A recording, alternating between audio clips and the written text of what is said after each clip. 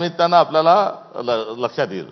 नाही, आता पुन्हा म्हणजे खरं तर ऑपरेशन कमळवाला जो मी प्रश्न विचारला तो राहिलाय, त्याचं तुम्ही उत्तर दिलं नाही. कारण सध्या महाविकास आघाडीत असलेले जे तीनही प्रमुख पक्ष आहे त्यांना ही टांगती तलवार सततच आहे ऑपरेशन कमळची. ऑपरेशन कमळचे दोन भाग आहे.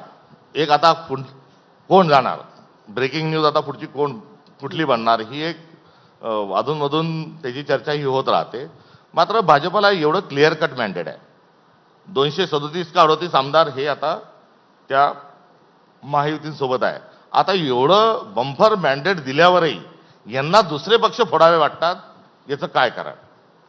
त्यांनी ते सांगतात की आमचं केंद्रीय नेतृत्व खूप करिश्मॅटिक आहे आणि आम्हाला कोणाचीच गरज नाही. मग ते ऑपरेशन टायगर करून ते खासदार फोडण्याचा प्रयत्न का करतात? त्यामुळे सगळं त्यांच्या पक्षातली ही वाटत असणारी जी भीती आहे ती सतत आपल्या पक्षात नेते घेत राहणं, ही भीती का आहे तर त्याचा स्पष्ट आहे की त्यांना कुठेतरी सतत ते भयात राहतात आणि एक दिवस आपल्याला लोक सत्तेवरून काढून टाकतील ही भीती आहे. दुसरा, निवडणूक झाल्या भाजप कामाला लागली आणि त्यांची मिटिंग झाली आणि त्यांचं मेंबरशिप जी आहे ती 1 कोटी झाली. आता तुमचे 1 कोटी मेंबर झाले, तुमच्याजवळ एवढं करिश्मॅटिक सगळे नेतृत्व तुमच्याजवळ आहे, मग दुसऱ्यांचे पक्ष का फोडता?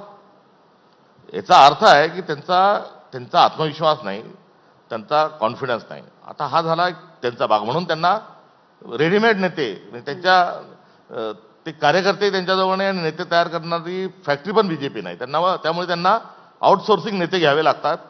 हेही या सगळ्या घटनांच्या क्रमामध्ये स्पष्ट स्वरूपात त्याचा निष्कर्ष निघतो. आता इतक्या संख्येने गेलेले आहेत, आता कोण जायचे राहिले याच्यावरच आपण बोलू शकतो.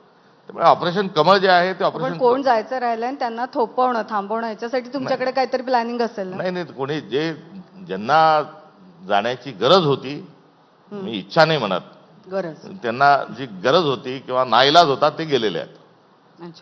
आणि आता जाण्याचा काही कुठला विषय नाही. आणि आमचे नेते जे आहेत हे अत्यंत ताकदीने आमच्या सोबत आहेत. त्यामुळे ते काही कुठल्याही प्रकारे असं हे करण्याची कुठली गरज आणि ते असं कोणी हे करणार नाही. हर्षद